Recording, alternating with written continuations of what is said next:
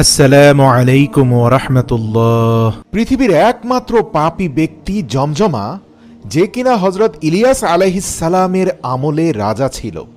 মহান রব্বুল আলামিন এই ব্যক্তিকে ঈসা আলাইহিস সালামের দোয়ার বদৌলতে পুনরায় জীবিত করলেন এবং আল্লাহ রব্বুল আলামিনের দয়ায় সে পৃথিবীতে আরও ৮০ বছর বেঁচে ছিল। প্রিয় দর্শক, আজকের ভিডিওতে এই জমজমার মুখের কথাগুলো আপনাদের শোনাবো। কিভাবে হজরত আজরাইল আলাইহিসসালাম মানুষের জান কবজ করে থাকে এবং কতটা কষ্ট দিয়ে থাকে, কবরে নেওয়ার পর কিভাবে প্রশ্ন করা হয় এবং এই প্রশ্নগুলো শুনে একজন বৎকার ব্যক্তির কি পরিণতি হয়, সারাক্ষণই কি শাস্তি চলতে থাকে নাকি বৎকার ব্যক্তিদেরও মাঝে মাঝে একটু স্বস্তির নিঃশ্বাস ফেলার সুযোগ দেওয়া হয়?